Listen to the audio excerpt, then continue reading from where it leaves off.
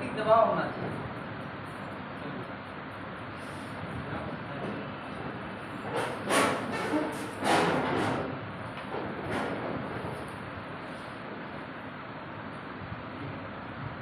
तो बच्चे आम तोड़ रहे थे, उनका चेहरा देखना जी, लाल इसमें कोई नहीं, बाहरी लड़की तो बोली हुई।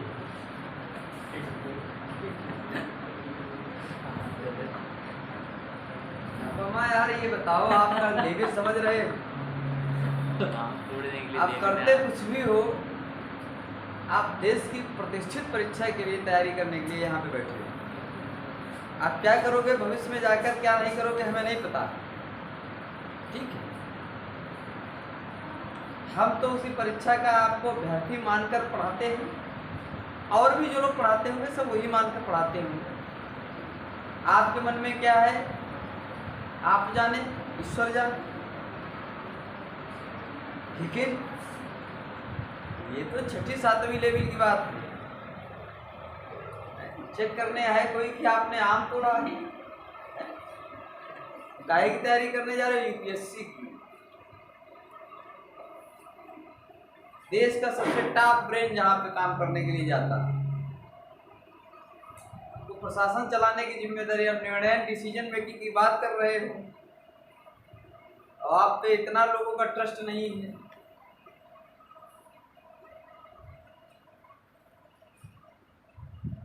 ये बहुत छोटी बात नहीं है, सोचो तो बहुत बड़ी बात है, ना सोचो तो फिर क्या है। अरे मास्टर आते हैं 2 दिन पढ़ाएंगे, डिसीजन मेकिंग चले जाएंगे, हमें अपन पे क्या फर्क पड़ता है? तो हमारे ऊपर भी कौन सा फर्क पड़ता है? हम अपना काम करके चले जाएंगे।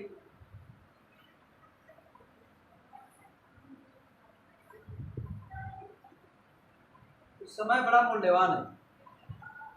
अगर पढ़ाई समझ में ना आ रही हो, काम धंधा शुरू कर दो, सोच लो 5 साल पढ़ोगे तब तक कुछ काम कर डालोगे। यूं ही समय बैठ के बर्बाद करने से कोई फायदा नहीं है। बर्बाद करो तो फिर ढंग से बर्बाद करो, फिर ठीक करके देख लिया जाए, जो होगा देखा जाएगा, लेकिन ऐसे नहीं चलेगा।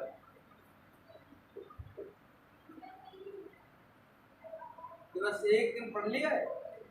कोई भी काम कर रहे हो उसमें रेगुलरिटी बहुत जरूरी है। किसी भी क्लास, क्वालिटी पढ़ रहे हो, बीच में एक क्लास नहीं पढ़ोगे, सब सारा चौपट हो जाएगा, अब नहीं समझ में आएगा। अगले दिन जब टीचर कोई शुरू करता अपना प्लान, तो ये मान के शुरू करता है कि इसके आगे हम चल रहे हैं कि पीछे वाला बच्चों का कंप्लीट है। हम इसमें बहुत सारे चेहरे देख रहे हैं जिन्होंने 4 मतलब 4थी क्लास है शायद डिसीजन मेकिंग, जो 3 क्लास शुरू की थ्योरी वाली नहीं पढ़ा है, उसको क्या समझ में आएगा? हम चिल्लाते रहेंगे, आप एक पुलिस अधिकारी हो, आपकी ये सिचुएशन है, आपका ये उत्तर एक ही उत्तर, यहाँ तो सुनोगे, इसका कहोगे हाँ हाँ ठीक है, परीक्षा में जाके गलत करके आओ। उस सिद्धांत होते हैं, रूल होते हैं, उसी के आधार पे आंसर करना होता।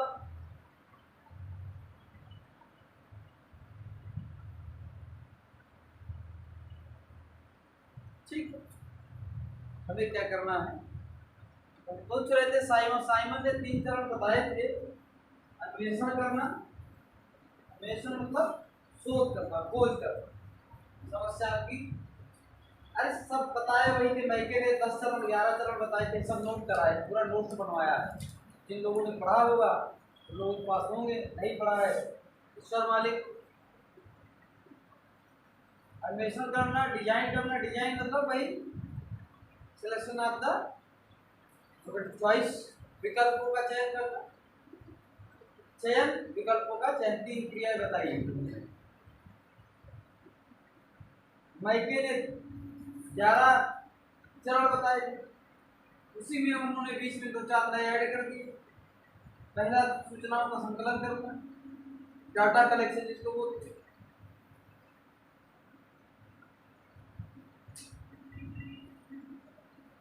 समस्या की सामान्य जानकारी, तो कोई भी प्रॉब्लम है तो डिसीजन किसी के बारे में लेने जा रहे हैं तो आपको जानकारी तो होनी चाहिए किसके बारे में आपके क्या निर्णय है।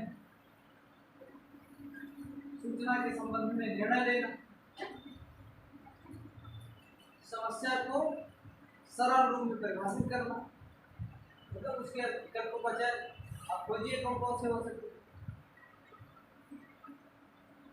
फिर निष्कर्ष पर पहुंचना, फिर विकल्पों का मूल्यांकन करना, डिसीजन करना, समाधान की व्यवस्था करना, उद्देश्य को प्राप्त करना। जो आपने प्रॉब्लम था, जो आपका एम था, वो पूरा हुआ कि नहीं हुआ।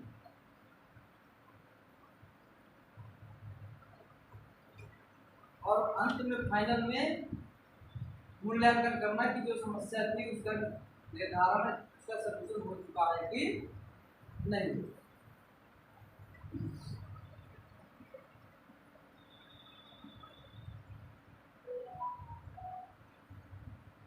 अब क्वेश्चन,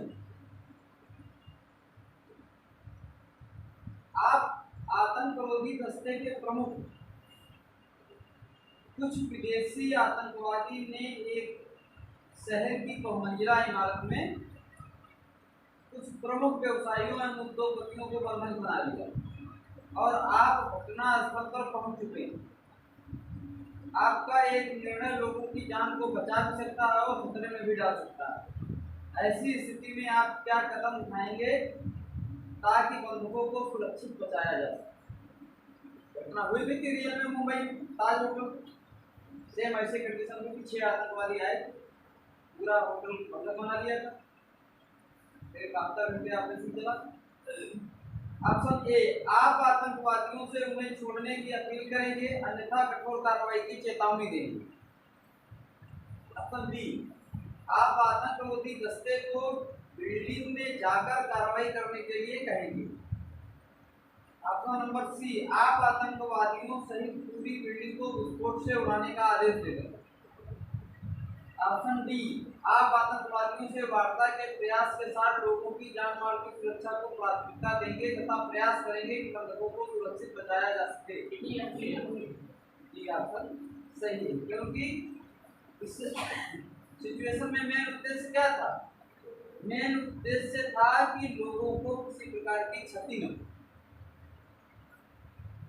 क्योंकि लोकतंत्र में आप जब निर्णय लेते हैं, आप कोई प्रशासन का कार्य करते हैं, तो उसमें पहला क्या है? लोगों को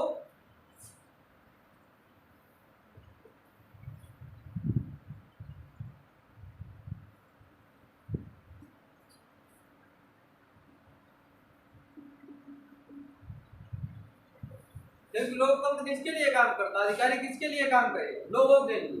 we the people of the India, हमारी प्रेमबल शुरू होती है, we the people of India, हम भारत के लोग। तो कौन इंपॉर्टेंट है? लोग इंपॉर्टेंट। लोगों को सुरक्षित रखना, कीमत चाहे कुछ भी उठानी पड़े, जो भी उठाने, मेन उद्देश्य, पहला उद्देश्य आपका। और फिर ऐसी कोई सिचुएशन हो तो उसमें ऐसा निर्णय लेना कि जिसमें जान माल का नुकसान कम से कम, न्यूनतम। ऐसी स्थिति में आप लोगों को सुरक्षित बचाने का निर्णय लेंगे। दूसरा सवाल, किसी शहर में पुलिस मुठभेड़ में आतंकवादी समझकर एक निर्दोष लड़के को मार देते। आजकल हो रहे, किसी शहर की घटना है, पुलिस किसी निर्दोष लड़के को आतंकवादी समझकर मार देती, जिसमें एक संप्रदाय विशेष के लोगों ने पूरे शहर में जनजीवन को अस्त व्यस्त कर दिया और सड़कें जाम करती है तथा वे मुख्यमंत्री को मौके पर बुलाने के लिए अड़े हैं और दोषियों के खिलाफ हत्या का मुकदमा भी दर्ज कराने के लिए प्रदर्शन कर रहे हैं। आप जिले के प्रशासनिक प्रमुख, ऐसी स्थिति का नियंत्रण आप कैसे करेंगे? ऑप्शन ए, पूरे शहर में कर्फ्यू लगा दिया जाएगा, स्थिति शीघ्र सामान्य हो सके, साथ ही दोषी पुलिस कर्मियों के विरुद्ध कार्रवाई का आश्वासन भी दिया जाएगा। ध्यान से सुनिएगा। पहला ऑप्शन है तुरंत कर्फ्यू लगा दिया जाएगा जिससे स्थिति शीघ्र सामान्य हो सके, दोषी पुलिस कर्मियों के विरुद्ध कार्रवाई की जाएगी और उस न्याय संगत कार्रवाई का आश्वासन जनता को दिया जाएगा। ऑप्शन बी, मुख्यमंत्री से तत्काल मौके पर पहुंचने के लिए आग्रह करेंगे और दोषियों के खिलाफ हत्या का मुकदमा भी दर्ज कराएंगे।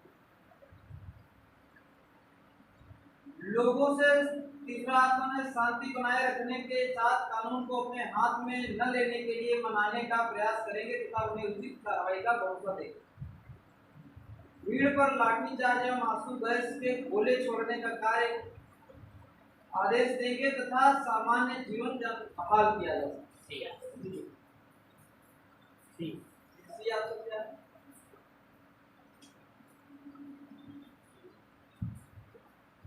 हम दोनों ने एक क्या कहाँ थी इतनी देर शिकायत आई थी तुम लोगों को? एक सर आए थे यहाँ से पुस्तकों से पार्टियों से चेहरा देखने आए थे पहचानने की जो है सर अगर हम वही आम तोड़ रहे थे तो वही ना पकड़ लेते हमको याद चेहरा देखने आए हम जब क्लास में थे तो विवाह से चोर जो है मौके पे पकड़ा जाता है अपराधी।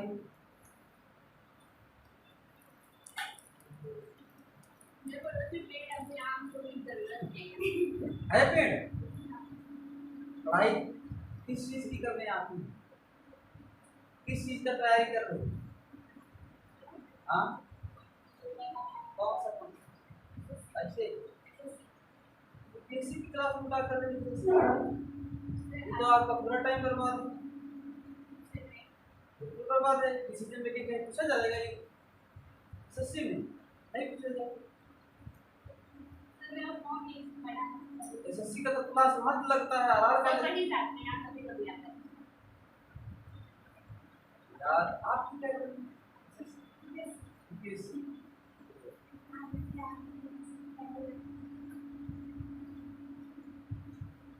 सही में कर रही है केवल बस फ्री में आ रहा है तो बैठ लिया जाए कर रही है।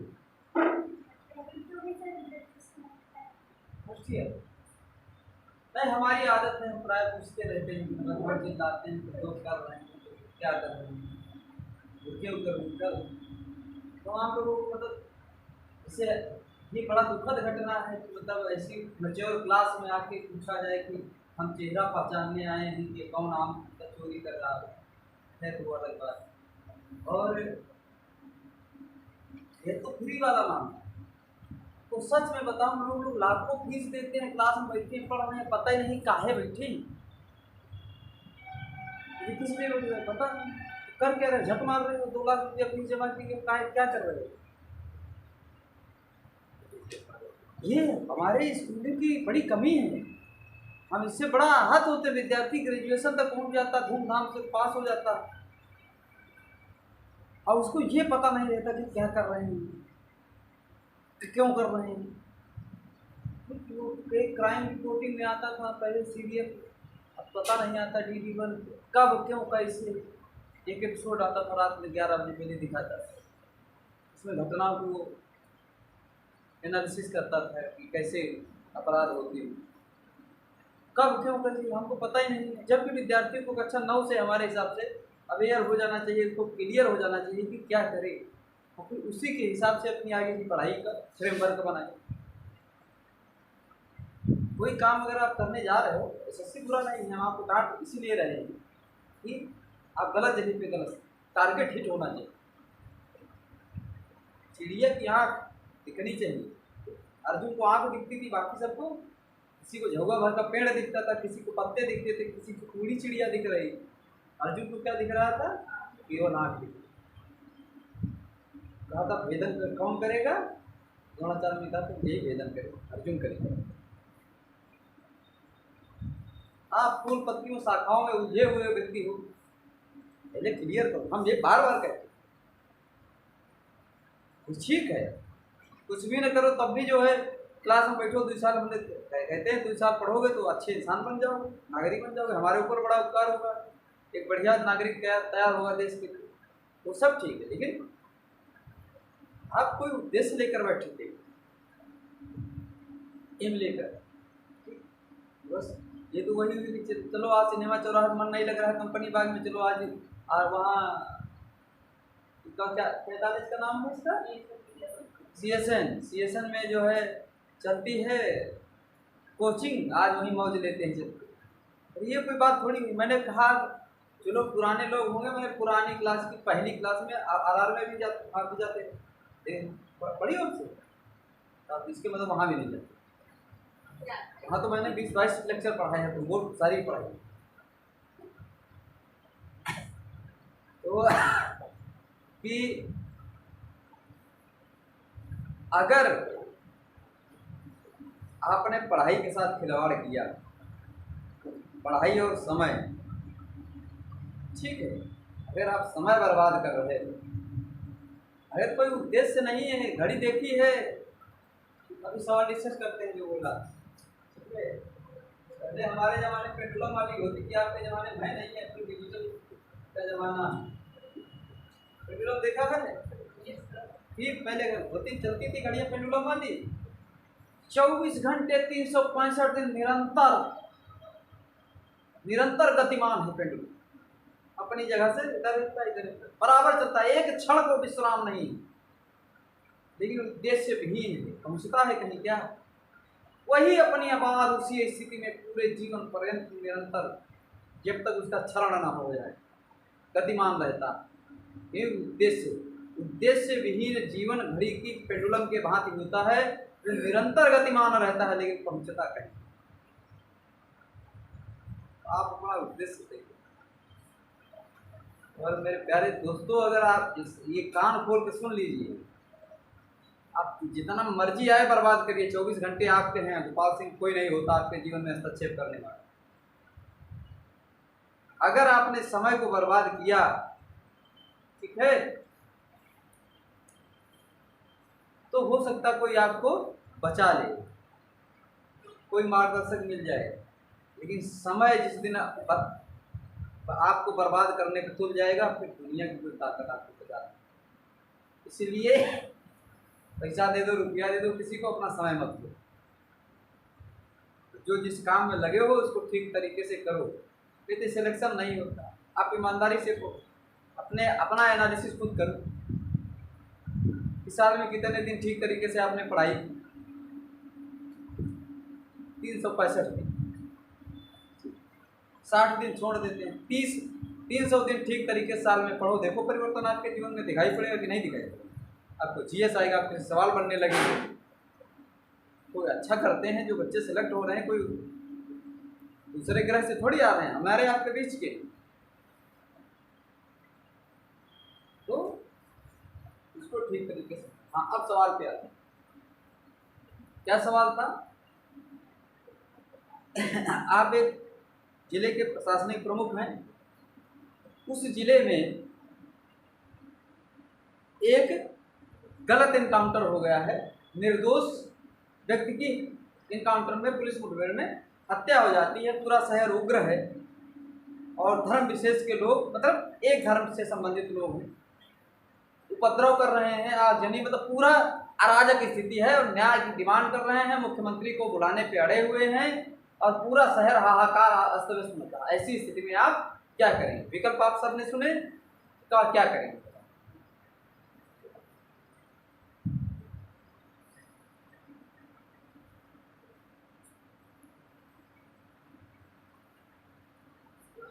विकल्प भूल गए इतने देर के डिस्कशन में। सी वाला क्या था? सी वाला तो हम भी भूल गए, क्या था? बोल के बताओ क्या था सी वाला?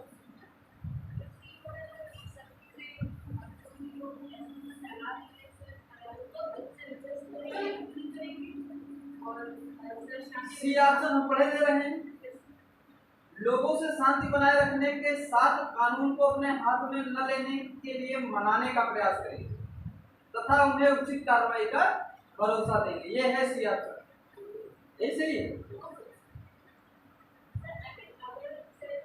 चलो हम सारे पढ़ देते हैं। सी वाला तो पढ़ लिया, सी दोबारा नहीं पढ़ेंगे। ए ऑप्शन है, शहर में कर्फ्यू लगा देंगे, शीघ्र स्थिति सामान्य हो जाएगी, दोषी पुलिसकर्मियों के विरुद्ध ठोस कार्रवाई का आश्वासन देंगे जनता को। ऑप्शन बी है, मुख्यमंत्री को बुलाएंगे, आग्रह करेंगे तुरंत आ जाइए आप, और दोषियों के खिलाफ हत्या का मुकदमा भी दर्ज कराएंगे। सी पढ़ चुके हैं। डी है, भीड़ पर लाठीचार्ज करेंगे, आंसू गैस का गोला छोड़ देंगे और इससे शहर की स्थिति को बहाल किया जा सके। सी ऑप्शन, सी ऑप्शन है, लोगों से शांति बनाए रखने के साथ कानून अपने हाथ में न लेने का मनाने का प्रयास करें। जनता उग्र इनकाउंटर हो चुका है, और भीड़ हिंसक है। कैसे आपके मनाने से जनता मान जाएगी? कहो भाई ऐसा है कि यार ले दो लड़ाई, हम आपसे कहें कि आपके हाथ में पत्थर है, 50 लोग बिल्कुल हुक्र हो, हिंसक हो, हम कहें ऐसा है कि ये गलत है, ऐसा करना पाप है, तब तक पीछे से टप्पस कोई मारेगा हम, तुरंत कर्फ्यू लगाएंगे, धारा 144 लागू करेंगे, बल प्रयोग के साथ तितर बितर करेंगे कि ताकि पहले शहर खाली हो अराजक तत्वों से, फिर उस समाज के लोग जो भी हों, जो जिम्मेदार लोग होंगे, उनसे जो नेतृत्व करता होंगे। ऐसे अहिंसक आंदोलन प्रायः नेतृत्व विहीन होते हैं, इनका कोई नेता सामने आता नहीं। फिर उस समाज या क्योंकि उसमें एक्यूज कौन है, जो जिसके परिवार का वो लड़का गलती से मारा गया है, जो कि अपराधी नहीं, उन लोगों से बात करेंगे और दोषी पुलिसकर्मियों के खिलाफ हत्या का मुकदमा दर्ज कराने का आश्वासन देंगे और कराएंगे, केवल पूरा आश्वासन नहीं देंगे, और इस शहर की स्थिति को नियंत्रित करने का प्रयास करेंगे।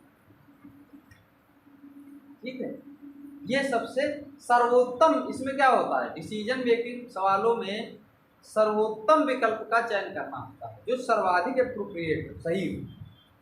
7-8 क्वेश्चन आते हैं आपकी परीक्षा में, एसएससी नहीं आता डिसीजन, पता नहीं, पता होता तो ऐसी गलती नहीं करती, फिर हम हैं, पता नहीं था, आपने सिलेबस भी एसएससी का नहीं देखा होगा, है आपकी टेबल पे जहाँ पढ़ती है, लगा चश्मा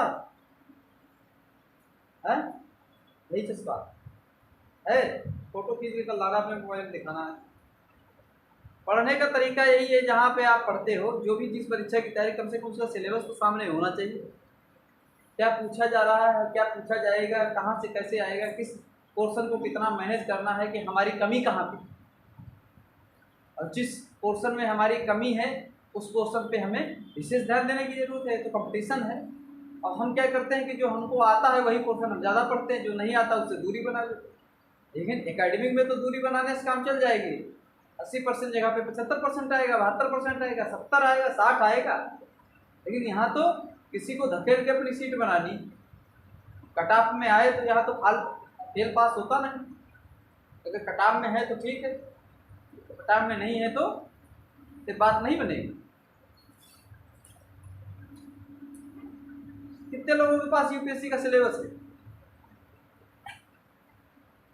एक दो बहुत कम लोग बैठे हैं, सबके पास नहीं है, हम जानते नहीं, लेकिन इसको कर लो भैया, समय कर रहे हो तो उसको निकाल लो कम से कम, केवल प्रीलिम्स का नहीं, प्रीलिम्स मेंस, क्योंकि अगर ठीक तरीके से पढ़ रहे हो, सारा पूरे चरण पता होने चाहिए, क्या चरण है, क्या पेपर होना है, ठीक है,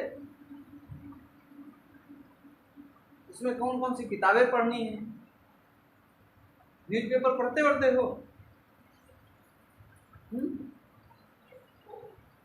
कौन सा न्यूज़पेपर पढ़ते हैं आप? कोई नहीं पढ़ते? क्यों नहीं पढ़ते हैं कोई? न्यूज़पेपर पढ़ना अच्छा नहीं लगता है। अब ये वो वाली स्थिति थोड़ी है कि अच्छा नहीं लगता तो मतलब अच्छा लगेगा तो इनाम देंगे, अच्छा नहीं लगेगा तो इनाम नहीं देंगे। पढ़ना पड़ेगा बेटा, एक नहीं 4-5 न्यूज़पेपर पढ़ना पड़ेगा। अगर सपना देख रहे होगे परीक्षा में सम्मिलित होने का तो समझ रहे हो यार हम क्या बोल रहे हैं, मतलब अब इस लेवल पे तुमको सब डांटते भी नहीं बन रहा।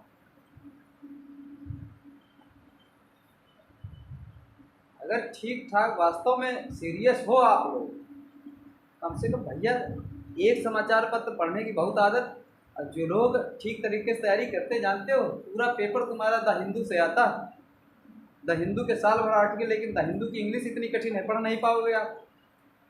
हम आलोचना नहीं करें, लेकिन धीरे धीरे आदत, लेकिन अब ये तो अगर अच्छा नहीं लगता है, आदत नहीं है, तो ये मेरे भाई अगर बनाना पड़ेगा, अगर नहीं बना पाए तो फिर मतलब कोई मतलब नहीं है, फिर मतलब ये समय बर्बाद करने से फिर हमको भी पढ़ाने में मज़ा नहीं।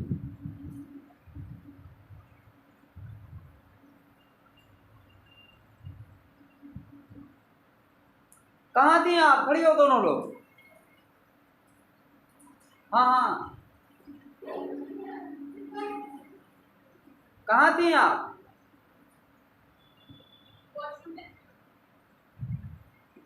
45 मिनट हो गया। किस चीज की तैयारी करती हैं? हाँ, भूख लगी थी। क्या बात है,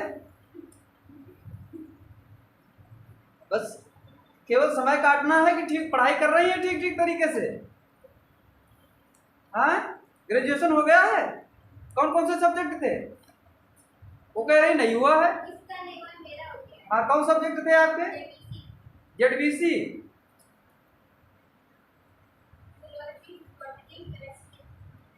थोड़ा बहुत जानते हैं? आपके कौन कौन से सब्जेक्ट हैं? हैं? पीसीएम। बात है, पढ़ने में दोनों होशियार हैं। प्रिंसिपल ऑफ द रिलेटिविटी जानती हो दोनों?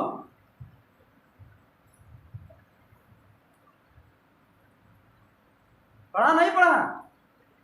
ऐसे बीएससी हो गई, इंटर हो गया, अब तो इंटर में फिजिक्स में सापेक्षता का सिद्धांत हिंदी में पढ़ा, याद आया?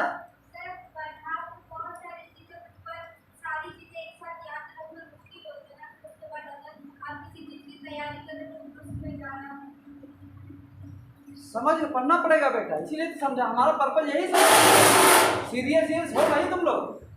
सीरियस विद्यार्थी 45 मिनट यूं नहीं बर्बाद करेगा। 4:30 बजे खाना खा लेती भूख लगी।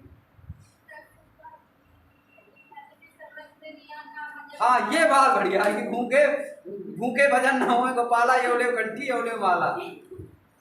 भूख में तो पढ़ाई हो नहीं सकती। ठीक है बैठो, लेकिन समय बर्बाद कर रही हो, पढ़ रही हो तो ठीक तरीके से। प्रिंसिपल ऑफ द रिलेटिविटी इसलिए मैंने इनसे पूछा, वो तो बाकी उसका दर्शन में तो बहुत पहले से था, फिजिक्स में बहुत फ्रेमवर्क में 16वीं शताब्दी 17वीं शताब्दी बाद डेवलप हो गया। चीजें एक रिलेटेड हैं। प्रिंसिपल ऑफ द रिलेटिविटी अब इसको बहुत पहले बता दिया था, 6वीं शताब्दी ईस्वी में भगवान बुद्ध ने बता दिया। Causes, principle of the cause, कारण का सिद्धांत बुद्ध फिलॉसफी में कहा जाता है। चीजें एक दूसरे से रिलेटेड है। Principle of the relativity. पढ़ाई नहीं करोगी, खेलो, पढ़ाई करोगी पास हो जाओगे। भूख लगेगी, खाना खाना पड़ेगा। खाना खाया इसीलिए जाता है क्योंकि भूख लगती है। ये एक नया दर्शन दुनिया का बाद में तर्कवाद आया, इसमें जन्म ले रहा है। तो पढ़ाई यार करो, मतलब हमको बड़ा कष्ट हो रहा है। ठीक है, बाबा की योजना का आप बिल्कुल हवा निकाल रहे हो। पहला व्यक्ति ऐसा मुख्यमंत्री उत्तर प्रदेश में है जो आप लोग जिला लेवल, गांव लेवल, तहसील लेवल के लोगों के बारे में सोच रहा है कि वहां के बच्चे भी पढ़ें। ठीक है, हम भले ही ना आपको बहुत पारंगत बना पाए, लेकिन इतना तो बता देंगे कि कैसे पढ़ाई की जाती है। आज के ज़माने में ये जानना बहुत कठिन है। भाई साहब कहते हैं कि मन नहीं लगता, अच्छा नहीं लगता। अच्छा लगने से थोड़ी होता है।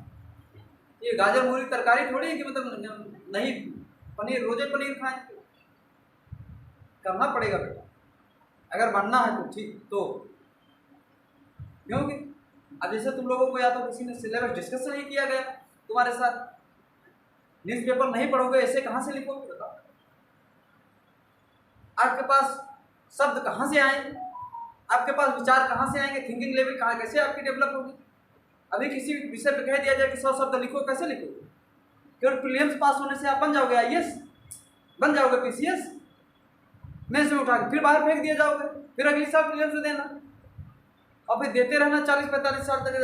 फिर बाद में कह देना कि मतलब ऐसा है कि हमने 5 बार प्रीलिम्स पास किया था, मिला क्या घंटा? क्योंकि हमारी आदत नहीं थी अखबार पढ़ने की, हमारी आदत नहीं थी रेगुलर क्लास करने की, हमारी आदत नहीं थी ठीक तरीके से किताबें पढ़ने की। हमारी आदत नहीं है, हमको अच्छा नहीं लगता है, इसीलिए कहते हैं एरिया ऑफ द इंटरेस्ट। आप ये स्कूल ये कक्षा 9 तक डिफाइन हो जाना चाहिए। जो बहुत अच्छे लेवल के स्कूल होते हैं, स्कूलिंग जहाँ बढ़िया होती है, वहाँ साइकोलॉजिस्ट बाकायदा अपॉइंटमेंट होते हैं, टीचर वो बताते हैं, असेसमेंट बाकायदा हर बच्चे का रेगुलर, जहाँ की लाखों लाख रुपए में फीस है। लेकिन हमारा तो उनसे विरोध है क्योंकि एजुकेशन सबकी एक जैसी होनी चाहिए, पूरे देश की एक जैसी होनी चाहिए। भाई अलग क्यों? लेकिन चूंकि पैसे वाले लोग, अभी यही तो समाज में खाई है, यही खत्म करनी है। लेकिन हम कहेंगे कि हम ही नहीं खत्म करना चाहते हैं, तो कैसे काम बात बनेगी? ये देश की बहुत बड़ी शिक्षा व्यवस्था की बहुत बड़ी कमी है। मतलब पीएचडी मतलब पोस्ट ग्रेजुएट वाले बच्चे को पता नहीं होता कि मतलब क्या करने जाते, ऐसे कभी तो पता नहीं है। मैं यार कोई जादूगर का खेल चल रहा है क्या? मैं आपको बताऊं, अब तो मतलब तुम लोग ना कोई सुनते हो गए, अब तो चलन से बाहर हो गया। एफएम रेडियो पहले आता था, खूब आता था, और उस समय हम लखनऊ में रहे थे। शाम को 4 से 5 बजे एक प्रोग्राम आता था फोन से, आपको हेलो फरमाइश, विविध भारती पे अभी 2 बजे आता है, 4 दिन। उसमें फोन लगाओ और आपसे एंकर बात करता था, आपके बारे में जानता था, फिर आपकी पसंद मनपसंद का गाना सुनता था। आप तो 1 सेकंड में आप यूट्यूब पे सुन लेते। एक हरदोई के ही व्यक्ति का फोन लगा, हमें पूरा मतलब याद आ गया। उससे पूछा गया कि क्या करते हो? बोला बीएससी करते हैं। एंकर ने यूं ही पूछा कि आपके सब्जेक्ट क्या है? कहा वो तो जी पता नहीं है। कहा किस ईयर? उन्होंने कहा 3rd ईयर में। 2 साल ऐसे पास हो गया, क्या सब्जेक्ट है उसके पता ही नहीं। तो ऐसी व्यवस्था तो हरदोई में ही संभव हो सकती है। ये अपने आप में नाक कटाने वाला विषय नहीं है कि ग्रेजुएशन 3rd ईयर का विद्यार्थी हो, उसको ये ना पता हो उसके विषय क्या है। और पेपर तो छोड़ दो, माशाअल्लाह पेपर तो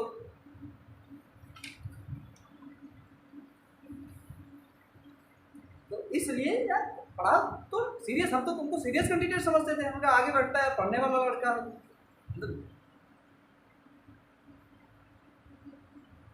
कोई एक देखो, अगर वास्तव में रियल में बनना चाहते हो, करना चाहते हो, तो एक तो सबका माध्यम हिंदी है। यहाँ पे ज़्यादा तो बैठे लोगों को सब हिंदी माध्यम वाले होंगे, कोई एक आध होगा तो होगा। कोई बुरी बात नहीं है हिंदी माध्यम, ऐसा नहीं कि कोई हिंदी माध्यम से पढ़े हैं तो कोई अपराध है। लेकिन थोड़ी थोड़ी अपनी इंग्लिश मजबूत करना शुरू कर दो। कहीं भी मास्टर नहीं बन पाओगे अगर अंग्रेजी नहीं पढ़ोगे। वहाँ भी 20 सवाल अंग्रेजी का पूछा जाता है, यकीन बता रहे हैं। तो आज से 3, अगर इस दुनिया में आगे बढ़ना चाहते हो तो 3 काम आज से शुरू करो। अंग्रेजी पे काम करो, कंप्यूटर, नॉर्मल काम तो आना चाहिए। आप तो सबको कहीं क्लर्क भी बन जाओगे तो डाटा फीडिंग, तो टाइपराइटर वाला जमाना चला गया। दूसरा है टेक्नो से भी बनो। जो भी गैजेट्स आ रहे हैं वर्तमान में 4G 5G, उनसे आपको पता होना चाहिए कि दुनिया में क्या चल रहा है। अगर ये कुछ भी ये IAS PCS तो आप बात करने की बात, ठीक है। मान लो इनके प्रकार वहाँ बन भी गए ऐसे बन के, आपको अंग्रेजी नहीं आती है, तकनीक नहीं जानते, कंप्यूटर से नई एप्लीकेशन। अब तो अपराधी का पूरा असेसमेंट कंप्यूटर पे होता है। इस समय तो खूब वीडियो आ रहे हैं, खूब देखते भी होगे, ठीक है। अगर टेक्नोलॉजी नहीं आती तो आप अपने अधिकारियों के बीच में शर्मसार हो गए कि मतलब ये तो इतना पिछड़ा। वही हाल होगा जैसे आप प्राइमरी पढ़ के आए वो CMS वाला लड़का, आपकी मजाक उड़ाएगा। अधिकारी तो बन जाओगे, वेतन भी उतना ही पाओगे। तो इसलिए अगर जीवन में आगे बढ़ना चाहते हो तो कसम खा लो कि ये ठीक करेंगे अंग्रेजी, कंप्यूटर, तकनीकी, टेक्नो से भी। और अंग्रेजी मजबूत होगी, एक अखबार का एक पैसे पढ़ना शुरू, कोई भी अंग्रेजी अखबार, हिंदू अभी नहीं पढ़ पाओगे। और इसीलिए अंग्रेजी माध्यम वाले जैसे जो बच्चे कहते हैं कि आप ये देखिए ये निरंतर बहस का विषय है। हम लोगों के टाइम में 2011 में आंदोलन हुआ था हिंदी माध्यम वर्सेस अंग्रेजी माध्यम, तो अंग्रेजी माध्यम वाले बाजी मार रहे जाते हैं। तो अंग्रेजी माध्यम वाले बाजी इसलिए मार रहे जाते हैं कि इंग्लिश मीडियम में जो स्टडी मटेरियल है बहुत अच्छा उपलब्ध है, ठीक है। और वो सिलेक्टिव मटेरियल पढ़ के वो सिलेक्ट हो जाते हैं। जिसकी बहुत अच्छी अंग्रेजी है और केवल हिंदू अखबार पढ़े साल भर, कुछ काम ना करे, असेसमेंट करे, हिंदू अखबार पढ़े, उसके सारे प्रतिदिन के नोट्स बनाते जाए, प्रीलिम्स में उसको कोई माइक लाउड फेल नहीं। इसीलिए मैंने हिंदू नाम, क्योंकि पूरा पेपर आपका वहीं से आता। जो भी घटनाओं से बेस्ट क्वेश्चन होते हैं, अब यूपीएससी ऐसा तो ये सीधे तो कुछ नहीं देगी कि 15 जुलाई को क्या हुआ। अब एक 26 जनवरी को झांकियाँ निकलती हैं, आर्ट एंड कल्चर से एक क्वेश्चन निश्चित आता है हर 26 जनवरी। जितने राज्यों की झांकियाँ निकलती हैं, झांकियों की कोई ना कोई थीम होती है। उत्तर प्रदेश की इस बार अयोध्या पे थी बीता 26 जनवरी, यही 23 का। तो कई बार क्या होता है उस थीम, अब वहाँ पे पूरे देश की, हर प्रदेश की झांकी निकलती है। किसी की झांकी से अंदर जाके किसी की पर्यावरण पे, किसी की जैव विविधता बायोडाइवर्सिटी पे बना के लाया है पूर्वोत्तर से। और निश्चित एक सवाल आता, फिक्स है, यूपीएससी हर साल पूछती है, कभी कभी 2 पूछ लेती है।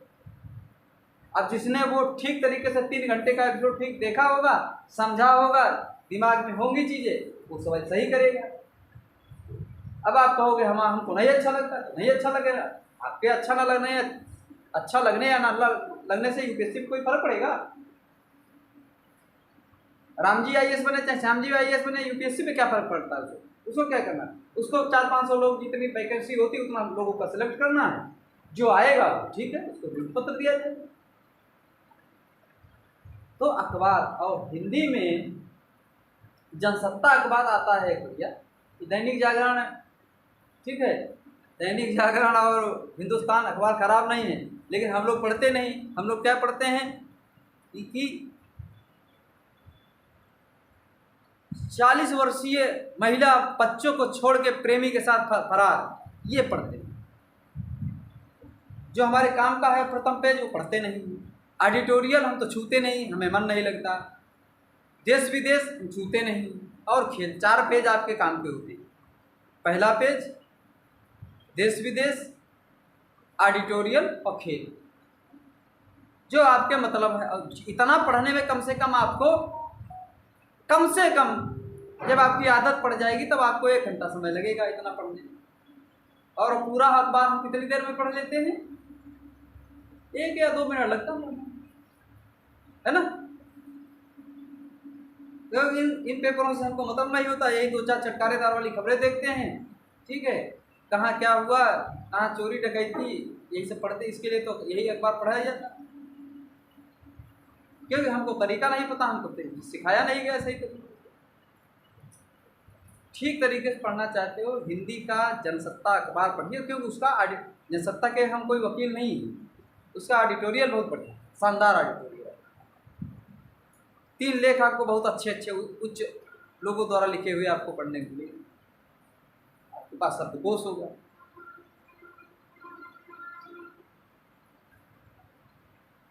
जो ऐसे लिखने को होगा आपको, वो वहीं से लिख पाएंगे। और धीरे धीरे अंग्रेजी अपनी मजबूत करें, क्योंकि आपके पास अभी समय है। 26-22 साल वाले हैं, 2-3 साल में आप इतना मेहनत कर सकते हो, ठीक है। उसके बाद पूरे अस्त्र शस्त्र और साजो शस्त्र से उतरिए। अर्जुन जब महाभारत का युद्ध लड़ा, 12 वर्ष के जब वनवास पे था, सारे भाई जंगल टहल रहे थे, अर्जुन तपस्या कर रहा। उसी 12 वर्ष में सारे अस्त्र शस्त्र इकट्ठा किए, तब जाके युद्ध के मैदान में आया। उतनी कठिन तपस्या के बाद फिर क्या विजय श्री मिली? यूं ही नहीं सिलेक्शन हो जाता, बस ठीक है चलो मन किया तो ठीक है पढ़ लेंगे, नहीं मन किया तो नहीं, कभी नहीं होगा। बड़ा स्पष्ट कह देता हूँ मैं। जो लोग यार, आप समझिए, जीवन व्यतीत हो गया 15-15, 14-14 घंटे, 8-8 घंटे रियल का मेहनत किए, वो लोग खाली हाथ बैठे। कहीं कमी थी?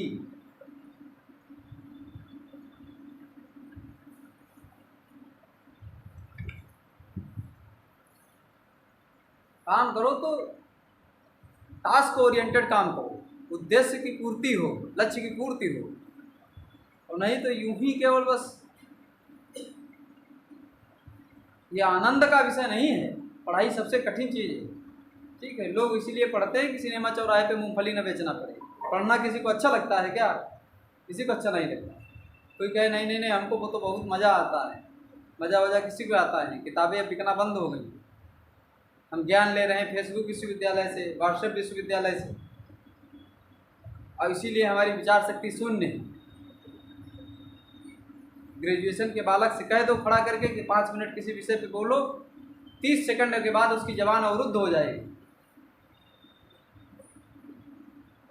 आप आकलन करिए, 20-22 साल हमारी उम्र है, उसमें से 15-17 साल का हमारा अध्ययन है। भाई ग्रेजुएशन करते करते 12 साल हो, 3 साल का ग्रेजुएशन, 15-16 साल, 1-2 साल अगर उसमें फेल हुए होगे कोई, इतने दिन का एकेडमिक रिकॉर्ड किसी विषय पे बोलने कह दिया जाए तो 30 सेकंड में जबान बंद हो जाएगी। क्यों बंद हो जाएगी? क्योंकि हमको तब स्कूल में ठीक तरीके से इतिहास भूगोल, अब आप महत्व तो समझ रहे होंगे जो लोग पढ़ रहे होंगे इसमें। स्कूल में ठीक से पढ़ाई ही नहीं गई, बस वो चंद्रमा पृथ्वी के बीच में आ जाता है और सूर्य जब कर प्रकाश आना बंद हो जाता है, केवल परिभाषा रटाई, कैसे होता क्यों होता, ये अगर ठीक तरीके से पढ़ाया जाता तो ये भूगोल पढ़ाने वाले मास्टर को लाखों लाख रुपए कोचिंग में नहीं मिल रहे होते, इतिहास पढ़ाने वाले को। क्योंकि ये अपराध बोध है स्कूलिंग वालों का, 6 से 12 तक ठीक तरीके से इतिहास नहीं पढ़ाई, इसलिए इतिहास का मास्टर हिंदी पढ़ने का 2-2 लाख ले रहे। समझ रहे हो? आपके अब तो पीसीएस में समाप्त कर दिया गया, आईएएस में अभी भी एक सब्जेक्ट है। विकास देव कीर्ति सर हिंदी के अध्यापक हैं, हिंदी पढ़ाने का फीस 75,000, पूरे पैकेज का 1.5 लाख। ठीक है, काय के अध्यापक हैं? हिंदी के। अब सबसे गई गुजरी स्कूल लेवल के क्या कर दिया? हिंदी का पीरियड है यार। हिंदी को तो हम उपेक्षित भाव से देखते थे, कोई विषय खराब नहीं है कोई, बस आप उस विषय में आप अपने को महारत हासिल करिए। ठीक है, हिंदी पैसा दे रहे हैं, इतने तो मैथ वाले नहीं कमा रहे होंगे जितना वो हिंदी से पैसा कमा रहे हैं, और सम्मानजनक तरीके से कमा रहे हैं। दुनिया के, भारत के बुद्धिजीवी अच्छे अध्यापकों में उनका नाम है।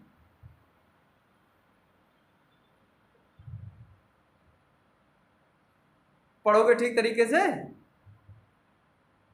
पढ़ लो।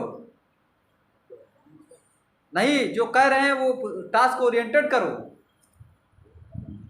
ठीक है, फिर उदाहरण पुस्तकालय, लाइब्रेरियन, हर कॉलेज, आपके कॉलेज में भी लाइब्रेरियन की पोस्ट होगी। ठीक है, और उसको सारी किताबें पता होती, कौन किताब कहाँ पे रखी है, किस सीरियल नंबर पे रखी है, क्योंकि यही उसका काम है। लेकिन उसके पास नॉलेज शून्य है, क्योंकि वो कभी किताबें पढ़ता नहीं तो अगर ऐसा होता पुस्तकों के साथ रहने में, तो लाइब्रेरियन से बड़ा विद्वान कोई नहीं होता दुनिया में। जबकि हकीकत है लाइब्रेरियन को क्योंकि वो पढ़ता नहीं, उसकी पढ़ने की आदत नहीं है, रहता किताबों के साथ। उसको सब, कोई किताब आप बताओ जाके, लेखक का नाम बताओ, वो बता देगा कि फलानी वाली रैक में फलाने वाली सीरियल नंबर पे किनारे से इतने नंबर पे रखी है किताब, क्योंकि उसके पास डाटा है।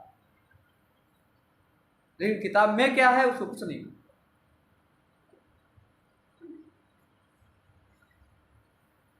अब ये तुमको तय करना है कि लाइब्रेरियन बनना है कि ज्ञानवान बनना है, ठीक तरीके से अच्छे जगह जाना है।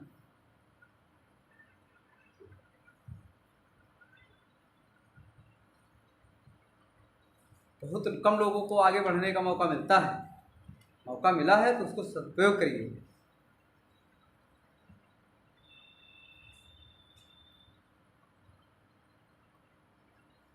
बहुत सारे हमको घूर रहे होंगे कि मतलब ये दर्शन बहुत बता रहे हैं, हम इसलिए बता रहे हैं कि हम ये सब भोगे, बड़ा कष्ट होगा, पता नहीं चलेगा कब 35-36 साल के हो जाओगे।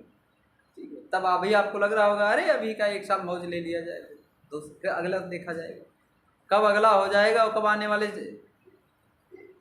चक्रव्यूह में फंस जाओगे, पता नहीं कहाँ रह जाएगा यूपीएससी, पता नहीं क्या, पता नहीं कहाँ होगे तुम।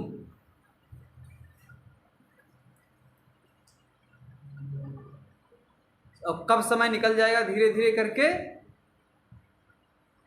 ठीक, मैं जब इस तैयारी में उतरा था, रियल बता रहा, झूठ बोलने का कोई प्रश्न ही नहीं।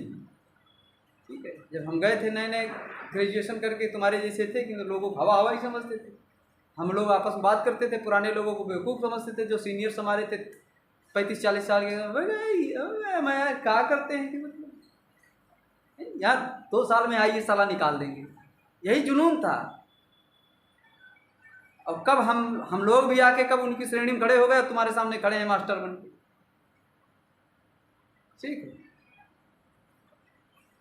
और उनको देख के हम हंसते थे, जिनको देख के हंसते थे वही हम हमारे सामने जो नए लड़के आए वो हम लोगों को देख के हंसते होंगे कि यार क्या बेवकूफ़ है इतने दिनों से नहीं। ये सच बात आपको एग्जैक्ट बता रहे हैं, क्योंकि ये भोगा हुआ यथार्थ है, सच है, उस रास्ते पे हम चले हैं।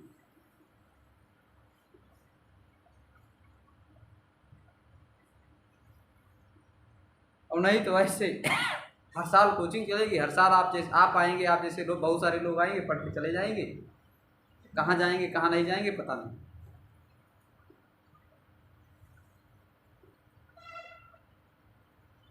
दो तीन चीज़ों पे इन पर ठीक तरीके से काम करना। ग्रेजुएशन में हो तो ग्रेजुएशन में हो तो ग्रेजुएशन हो जाएगा। ग्रेजुएशन कोई बहुत बड़ी अब ऐसी स्थिति नहीं है कि ग्रेजुएशन नहीं हो जाएगी। ग्रेजुएशन में एडमिशन मिल गया है तो ग्रेजुएट तो आप हो ही जाएंगे। ठीक है, पढ़ोगे ठीक तरीके से संकल्प लेकर। हाँ, बुरा लग रहा, बुरा लग रहा हो तो हम सवाल कराएं, कोई दिक्कत नहीं है, हमारे आप पढ़ो, आप मंजिल पा जाओगे, कहीं पहुंच जाओगे। ठीक है, तो हो सकता है कभी गाहे बगाहे हमारी याद आएगी कि एक आदमी था वो ठीक बात करता था, सही चीजें सही रास्ते पे चलने के लिए प्रेरित करता है। बस हमारे लिए यही बहुत काफी है। और क्या, आपका सैलरी हमारे अकाउंट में आ जाएगी? कभी नहीं आएगी। जो भी आपको सुख सुविधाएं मिलेगी केवल आपको मिलेंगी। और आप असफल होंगे तब भी हमारे ऊपर कोई फर्क नहीं पड़ेगा। सफल होंगे तो हम भी आपसे गर्व से मिलेंगे, असफल होंगे ठेला पे सब्जी बेचते मिलेंगे, आप कहेंगे ना सर हम भी सीएसएन में बैठ के पढ़ते थे यूपीएससी। हमें पता नहीं पढ़ते होंगे कि नहीं पढ़ते होंगे, मुँह विस्कार के हम भी निकल जाएंगे। बढ़िया अधिकारी गाड़ी से उतरोगे, हम भी भले ना आपको पहचान पाए, लेकिन हाँ हाँ हाँ तुम सबसे आगे बैठे थे, बहुत बढ़िया पढ़ने में। ये आप तय कर लीजिए कि आपको क्या करना है क्या नहीं करना। क्यों जी? हाँ, ज्ञान तोड़ना। ठीक है, सवाल करो अगला, देखते हैं।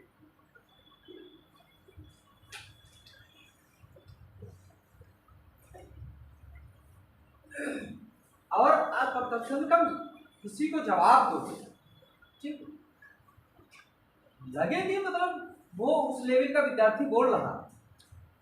ठीक है, पर्सनालिटी व्यक्तित्व जो आपका तीसरा चरण होगा साक्षात्कार, वो एक दिन में नहीं तय हो जाएगा कि तुम मुखौटा लगा के जाओगे वो बहुत एक्सपर्ट हो।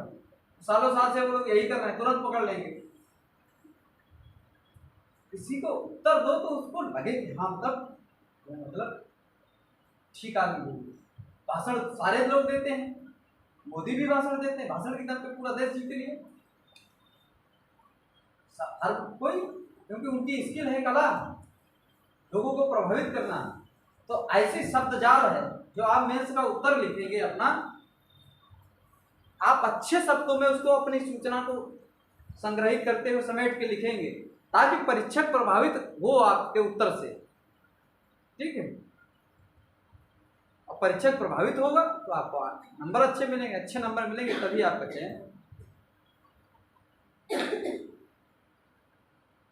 और अगर ये आप हमारा कहीं आप किसी प्लेन पे कागज पे लिख लीजिए, 2-4 साल बाद हमसे मिलना आके, अगर आपका पर्सनालिटी ठीक नहीं है, आपके उत्तर देने की शैली सही नहीं है, आपका शब्द संयोजन ठीक नहीं, आप लोगों को ठीक तरीके से जवाब नहीं दे रहे हैं, आप मेंस में उत्तर ठीक तरीके से नहीं लिखेंगे, आप बिल्कुल गड़बड़ करेंगे।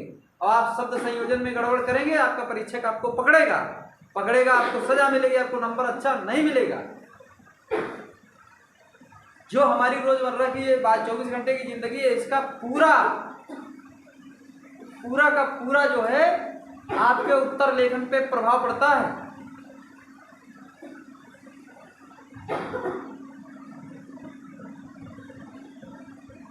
दो पत्र हैं, आपको बता रहा हूं, सोशल मीडिया पे जाके आप पढ़िएगा, दोनों गूगल पे मौजूद हैं।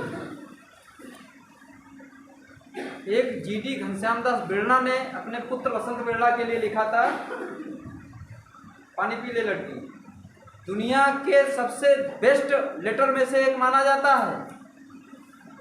घनश्याम दास बिरला ने अपने पुत्र वसंत बिरला को लेटर लिखा था। उसमें दर्शन देखिए, भारत का दर्शन कितना 2-3 पेज का पढ़िएगा, गूगल पे है दोनों। और दूसरा है एक अब्राहम लिंकन का लिखा हुआ पत्र अपने पुत्र के गुरु को, टीचर को लिखा गया था। दोनों का दर्शन पढ़िए और देखिए क्या शब्द संयोजन है। दुनिया के उपलब्ध साहित्यों में से सबसे अच्छा दर्शन माना जाता है। दोनों पढ़िएगा जाके, फिर हमसे कल बात करिए आगे इस पर। आप सवाल देखिए, क्योंकि जब तक आप पर्सनालिटी केवल 80 सवाल की तैयारी नहीं है, ठीक है। 30 सवाल आएंगे, आप लिख के चले जाएंगे, आप बन जाएंगे नहीं। ये अपने स्वयं को गढ़ने की प्रक्रिया है। हर चरण पे आपको परखने वाले खड़े हैं।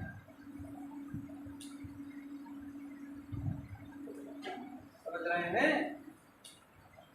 अगला सवाल देखिए, आप किसी नक्सल प्रभावित जिले के पुलिस प्रमुख हैं और आपके क्षेत्र में नक्सलियों ने एक थाने को घेरा कर थानेदार सहित कई पुलिसकर्मियों को बंधक बना लिया हुआ है और उनको छोड़ने के बदले कई प्रमुख अपराधियों को जेल से रिहा करने की शर्त रख रहे हैं। ऐसी स्थिति में आप क्या करेंगे? आप उनके साथियों को रिहा कर देंगे ताकि पुलिसकर्मियों को छुड़ाया जा सके। आप उनकी मांगों को नहीं मानेंगे और उनके विरुद्ध रणनीति बनाएंगे। सी ऑप्शन है, आप इस मामले में अपने उच्चाधिकारियों को सूचित करके उनके निर्णय का इंतजार करेंगे।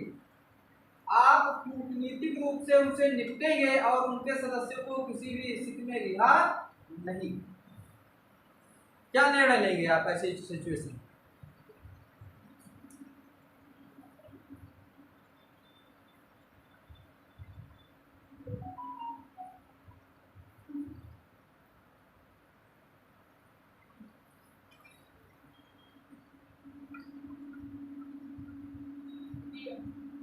डी क्या है?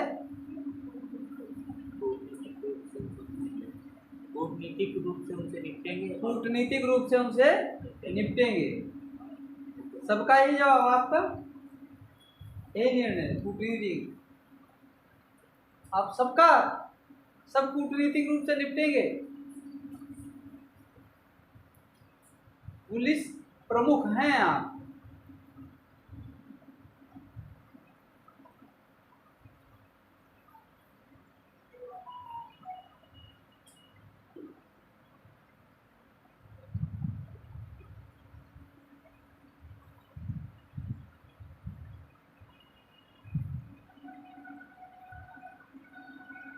और किसी का कोई दूसरा जवाब है?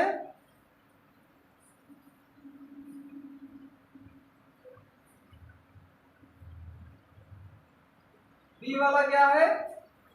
आप उनकी मांगों को नहीं मानेंगे, उनके विरुद्ध रणनीति बनाएंगे। तब तक वो पुलिसकर्मियों को मार देंगे। क्या उन्होंने क्या किया हुआ है? थाना बंधक किया है। समस्या क्या है? थाना बंधक है, उसके सारे कर्मी उनके अंडर में हैं। आप एक निर्णय की चूक करेंगे, वो गोली मार देंगे, पुलिसकर्मी निर्दोष पुलिसकर्मी मर जाएंगे। आप उनके विरुद्ध रणनीति बनाएंगे। रणनीति बनाएंगे, वो मार देंगे, तब क्या करेंगे? सी वाला क्या है? उनकी मांगों को मान लेंगे, अधिकारियों से बात करेंगे। इसका सबसे एप्रोप्रिएट विकल्प है, आप उच्चाधिकारियों से बात करेंगे, समस्या से अवगत करें। क्योंकि न्याय का एक मूलभूत सिद्धांत है कि चाहे 1000 अपराधी छूट जाएं, जो अपना आधुनिक न्याय प्रणाली चल रही है, जो न्यायालयी सिस्टम जो है, 1000 अपराधी बरी हो जाएं, लेकिन एक निर्दोष को सजा नहीं होनी चाहिए। इस सिद्धांत पे हमारी न्यायिक व्यवस्था काम करती है। पुलिस वाले बेचारे निर्दोष हैं, वो तो ड्यूटी निभा रहे हैं, उनको अचानक बंधक बना लिया गया और उसके बदले वो दुर्दांत अपराधियों को छोड़ने की शर्त रख रहे हैं आपसे।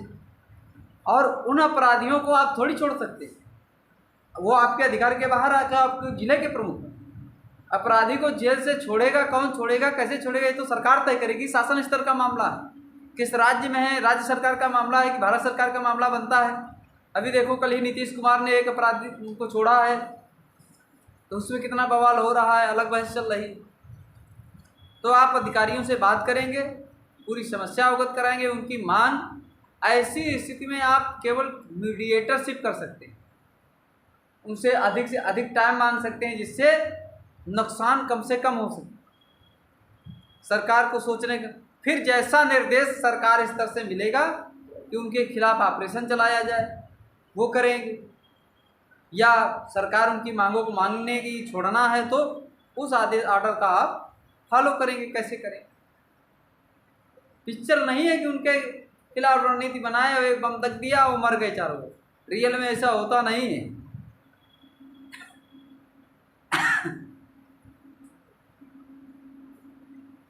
अगला क्वेश्चन,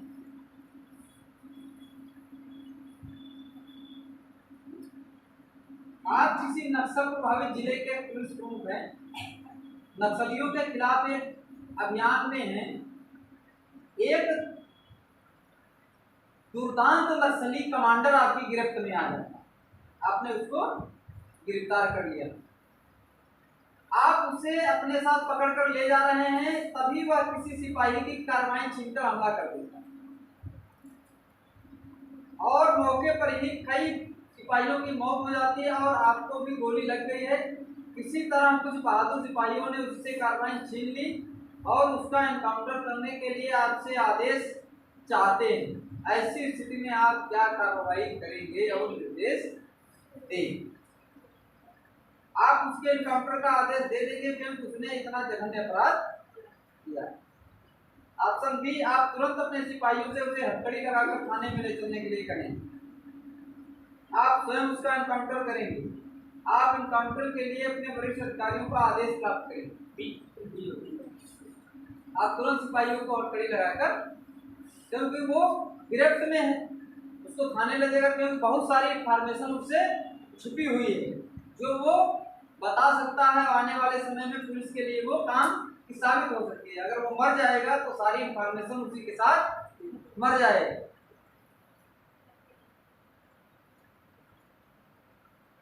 अभी भी भूख लगी है क्या? नहीं सर, मतलब टीवी में तो बहुत बार ऐसे कि अभी आ रहे उसमें दोनों ने एनकाउंटर कर दिया था।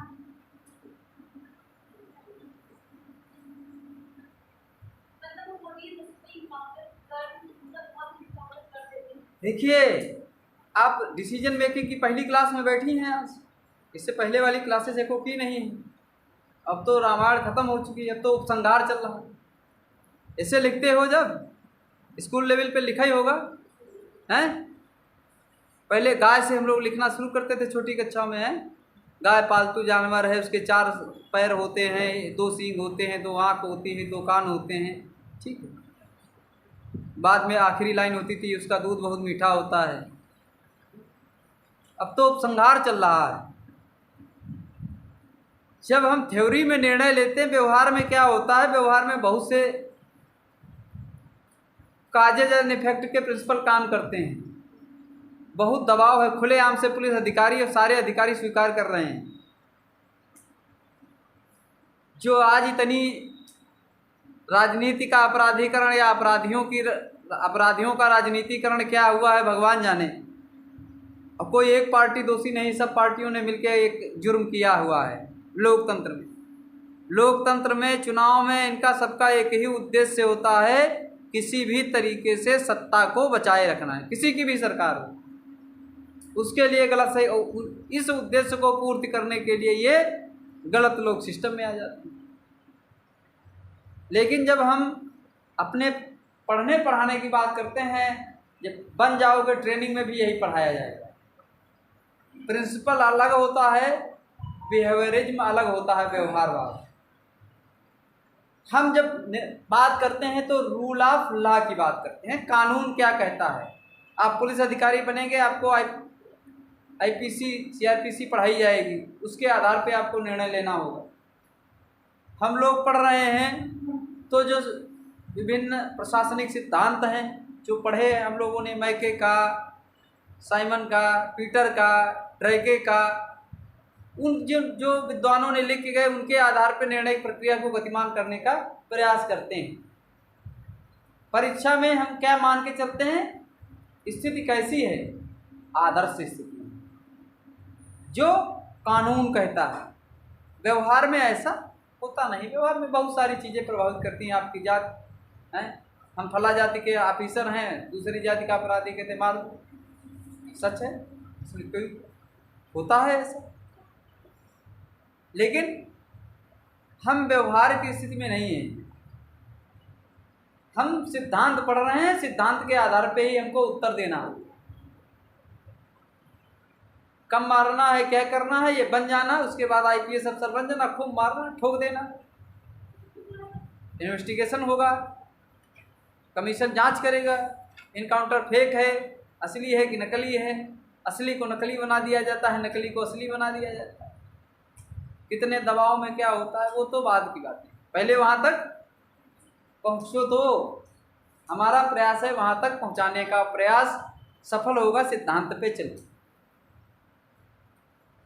व्यवहार पे नहीं चल के सिद्धांत सफल है। और जो भी पुलिस बल है, सिक्योरिटी है, उसमें पहला रूल अपना होता है कि अपने सीनियर के ऑर्डर का फॉलो करना। आपका सीनियर कहता है गोली मार दो, आप गोली मार दो, क्योंकि वो आपका कमांडर है। ठीक है, आईपीएस आदेश कर दे तो दरोगा को गोली मार देनी चाहिए। सही है क्या गलत है ये तो वो जानेगा, बाद में तय हुआ, क्योंकि आप सिपाही हैं। ये सवाल सिचुएशन बेस्ड कई बार इंटरव्यू में पूछा जाता है कि आप ऐसी ऐसी सिचुएशन में हैं, आपका सीनियर कह रहा है, गोली चलाने का आदेश दे रहा है, आप गोली चलाएंगे कि नहीं चलाएंगे? ये सर बिल्कुल चलाएंगे, क्योंकि कौन आदेश दे? हमारा सीनियर आदेश देगा। लेकिन व्यवहार में कई बार लोग मुकर भी जाते, नहीं चलाते, हमारा कॉन्शियस नहीं अलाउ कर रहा है, हमको लग रहा है कि ठीक आदमी, मतलब अपराधी नहीं है, क्यों मारे इसको? लेकिन वहाँ पे नहीं बोलना है, ऑर्डर फॉलो होना है। डेमोक्रेसी में प्रिंसिपल है, प्रशासनिक व्यवस्था है। अगला क्वेश्चन, आप जिला निर्वाचन अधिकारी, जिला निर्वाचन अधिकारी कौन होता है? संबंधित जिले का जिलाधिकारी ही जिला निर्वाचन अधिकारी होता है। और चुनाव आचार संहिता के उल्लंघन के आरोप में आप किसी प्रत्याशी के खिलाफ प्राथमिकी दर्ज करा देते हैं और वह आप पर सत्ताधारी पार्टी का एजेंट होने का आरोप लगाते हुए चुनाव आयोग से आपकी शिकायत करता है, ऐसी स्थिति में आप क्या करेंगे? आप तुरंत अपनी सफाई चुनाव आयोग को भेजेंगे? आप जिला निर्वाचन अधिकारी की जिम्मेदारी से अपने आप को अलग करने के लिए चुनाव आयोग को लिखेंगे? आप अपना काम यथावत करते रहेंगे? आप पूर्ववत अपना काम करते हुए अपने ऊपर लगे आक्षेपों की जांच के लिए चुनाव आयोग को कहेंगे?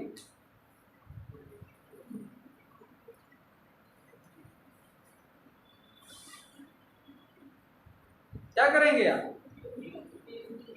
जी, आप चुनाव आयोग से अपेक्षा करेंगे कि जांच करे और आप अपना काम करते रहेंगे?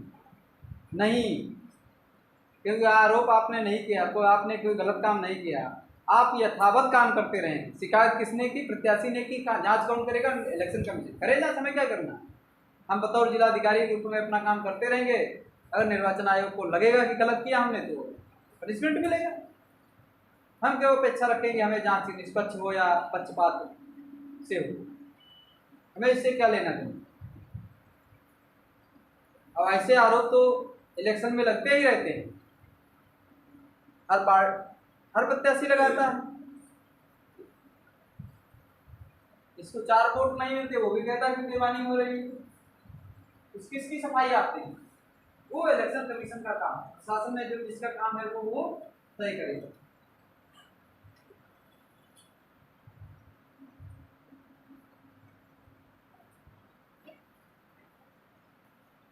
जैतपुर में लगाए जा रहे परमाणु संयंत्र, बहुत विरोध हुआ था, ये रियल घटना। जैतापुर महाराष्ट्र लेकर स्थानीय किसानों और आम जनता का विरोध चरम पे। परमाणु संयंत्र लग रहा है, उसका विरोध हुआ। जिसे समाज सेवियों का समर्थन भी मिल रहा है। जापान के फुकुशिमा के परमाणु त्रासदी के बाद इसके विरोध स्वरूप जैतपुर में धरना प्रदर्शन हो रहे हैं, जिसके हिंसक होने की आशंका है। स्थानीय जिलाधिकारी के रूप में समस्या से निपटने हेतु तो आप क्या करें? जिस समय ये संयंत्र लग रहा था उस समय जर्मनी में जो है जापान के फुकुशिमा में परमाणु संयंत्र में दुर्घटना हो गई थी, व्यापक पैमाने पे नुकसान हुआ था। उसी की आशंका को व्यक्त करते हुए इस संयंत्र का बहुत बड़ा विरोध हुआ और आप वहाँ के जिलाधिकारी हैं। ऐसी स्थिति से निपटने के लिए आप क्या करेंगे? सरकार को पत्र लिखकर अनुरोध करेंगे कि प्रस्तावित संयंत्र का निर्माण कार्य रोक दिया जाए अथवा इसका स्थान परिवर्तन किया जाए। ऑप्शन बी, स्थानीय लोगों और समाजसेवी संस्थाओं के प्रतिनिधियों को कार्यालय में बुलाकर उन्हें विरोध प्रदर्शन से दूर रहने की हिदायत देंगे। ऑप्शन सी, परियोजना स्थल पर जाकर स्थानीय लोगों से वार्ता करेंगे, उन्हें समझाएंगे कि प्रस्तावित संयंत्र किस प्रकार सुरक्षित और अभिष्ट मानकों के तहत निर्मित किया जाएगा। ऑप्शन डी, विरोध प्रदर्शनों को चलने देंगे और उनके हिंसक होने की स्थिति में पुलिस बल कार्रवाई का आदेश देंगे। सी, जनता के बीच जाएंगे, उसको समझाएंगे कि व्यापक सुरक्षा के मानक पूरे किए जा रहे हैं, किसी प्रकार की दुर्घटना की आशंका नगण्य है और वो उनको समझाने का प्रयास किया जाएगा कि ऐसी कोई स्थिति नहीं उत्पन्न हो, क्योंकि रोज हम अपना जीवन खतरों में जी रहे हैं। गाड़ी एक्सीडेंट हो जाती तो क्या कोई गाड़ी से चलना छोड़ रहा? घर में बाथरूम में लगे गीजरों से कितनी दुर्घटनाएं हुई, करंट आ जा रहा है, लोग बाथरूम में ही मतलब अनगिनत घटनाएं हुई देश भर में जब से सिस्टम। क्या लोगों ने घरों में गीजर लगाना बंद किया? नहीं। कई चलती चलती गाड़ियों में आग लग जाती, 4-5 लोग जितने सवार होते हैं सब लोग जल के काल कवलित हो जाते हैं। क्या गाड़ियां बिकना बंद हो गई या गाड़ियों से चलना लोग छोड़ रहे हैं? नहीं छोड़। तो ये आप जनता में रहते हुए उनको समझाने का प्रयास करेंगे कि संयंत्र में पूरे अंतर्राष्ट्रीय मानकों का पालन किया जा रहा है, उच्च मानकीकृत व्यवस्था के तहत काम किया जा रहा है, जिसमें किसी भी दुर्घटना की संभावना नगण्य है, होने को कुछ भी हो सकता है।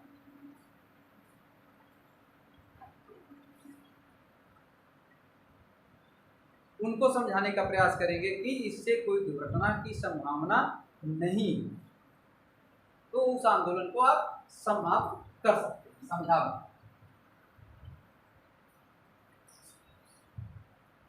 लास्ट क्वेश्चन,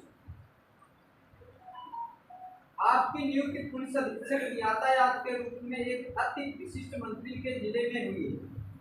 मंत्री जी के विश्वास पात्र के सुपुत्र का उसके साथियों के साथ यातायात नियमों के गंभीर उल्लंघन में के आरोप में निरीक्षक द्वारा चालान कर दिया जाता है। इसके विरोध में शहर के मुख्य चौराहे पर स्थानीय नेताओं द्वारा हंगामा किया जा रहा। सूचना मिलने पर आप क्या करेंगे? संबंधित यातायात निरीक्षक को फोन करके मामले को अपने स्तर पर सुलझाने का निर्देश देंगे। मौके पर जाकर यातायात निरीक्षक को डांटेंगे तथा आरोपियों को छोड़ देने के लिए कहेंगे। आरोपियों को बलवा करने के आरोप में गिरफ्तार कर जेल भेज देने का निर्देश देंगे। मौके पर जाकर आरोपियों और संबंधित यातायात निरीक्षक से मामले की पूरी जानकारी देंगे और तदनुसार नियमानुकूल वैधानिक और उचित कार्रवाई करेंगे। जो भी उचित जो भी वस्तुस्थिति है वो यातायात निरीक्षक जेल में बता सकता है। क्योंकि कोई भी विवादित पक्ष है, किसी भी हो, चाहे प्रशासन के साथ हो, आम जनता के साथ हो, कोई जब तक आप दोनों पक्षों को नहीं सुनेंगे कि वास्तविक स्थिति क्या है, जब तक इससे आप अवगत नहीं हो पाएंगे तब तक आप कैसे निर्णय लेंगे। प्रशासन का सबसे अच्छा तरीका है यही है कि आप जो भी पक्ष हो, विवादित पक्ष हो, दोनों पक्षों से आप आमने सामने बिठा के बात करें और जो भी रियल सिचुएशन हो फिर उसके अनुसार जो भी नियमानुसार कार्रवाई हो उस पर उचित वैधानिक कार्रवाई करेंगे। जब आप उचित वैधानिक कार्रवाई करेंगे तो किसी भी प्रकार का आपके ऊपर तुरंत हो सकता, क्योंकि जिसके खिलाफ एक्शन होगा वो पक्ष आपसे असहमत होगा। लेकिन बहुत दिनों तक असहमत नहीं होगा। आपकी एक अच्छी छवि बनेगी, कड़क छवि बनेगी, ईमानदार छवि बनेगी कि सही निर्णय करते हैं। ठीक है, तो समझ में आ रहा, पढ़ाई करेंगे ठीक तरीके से, है तो ये ना कहो कि बाकी कुछ भी करें।